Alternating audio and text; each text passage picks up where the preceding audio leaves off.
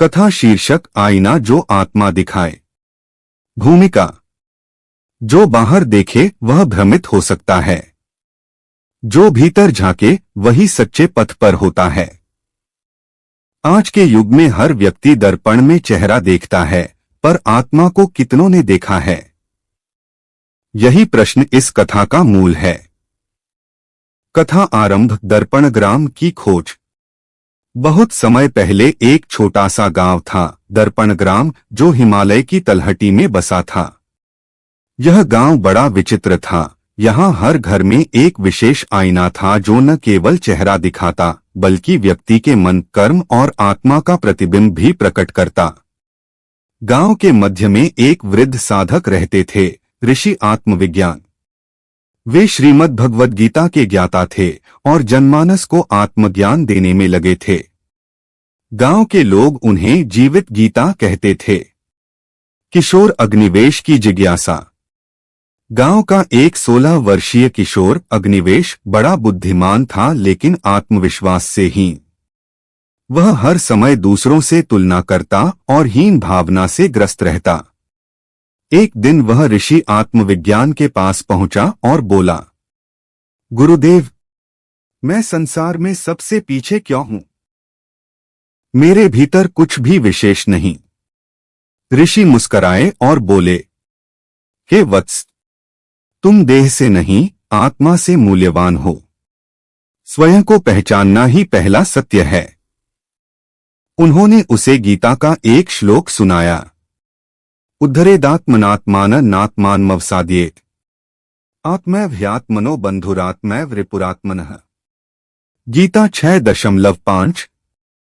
मनुष्य को चाहिए कि वह अपने आप को ऊपर उठाए, न कि अपने आप को नीचे गिराए, क्योंकि मनुष्य स्वयं ही अपना मित्र है और स्वयं ही अपना शत्रु। दिव्य दर्पण की परीक्षा। ऋषि ने अग्निवेश को आश्रम में रखा और एक दिव्य दर्पण प्रदान किया। कहा, इसमें तुम अपने कर्म और भाव देख सकोगे, लेकिन केवल तब जब हृदय पूर्ण रूप से शांत होगा। अग्निवेश ने जब पहला दिन दर्पण में देखा, उसमें धुंधली छाया और अशांति दिखाई दी। वह निराश हो गया। ऋषि बोले, हर कर्म, हर विचार इस आईने को प्रभावित करता है। जैसे जल में कंकड़ डालो तो प्रतिबिंब बिगड़ जाता है। भक्ति, सेवा और आत्मशुद्धि का मार्ग। अग्निवेश ने सेवा कार्य प्रारंभ किया, वृद्धों की देखभाल, पशुओं की सेवा, ध्यान और गीता पाठ। धीरे धीरे उसका हृदय निर्मल होने लगा।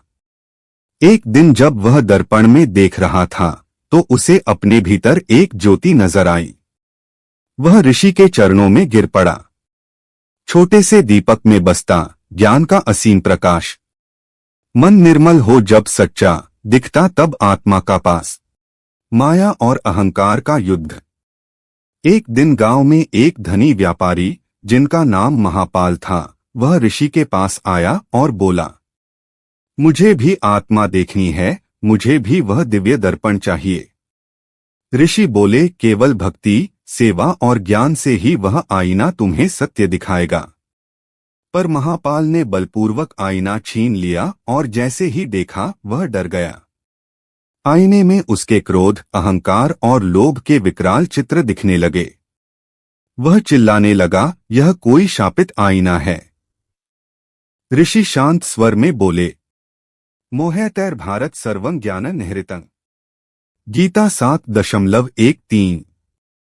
ये तीनों गुण, सत्व, रज, तम, सारे संसार को मोह में डालते हैं और ज्ञान को ढक देते हैं।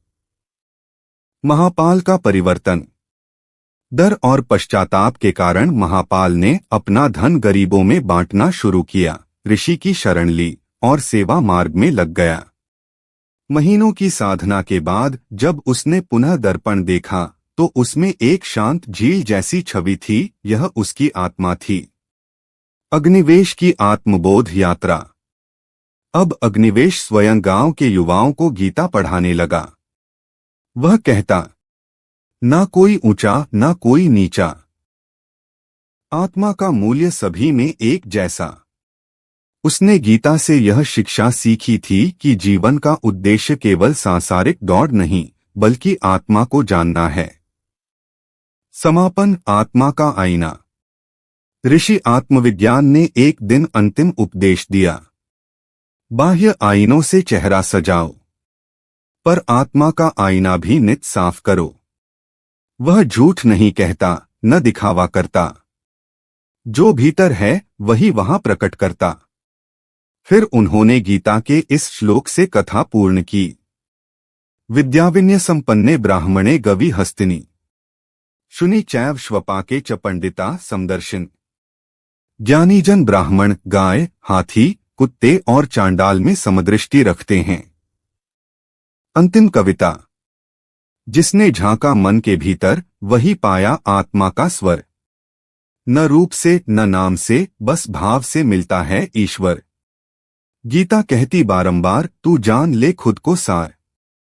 तू ही बंधन, तू ही मोक्ष, तू ही है अपना आधार।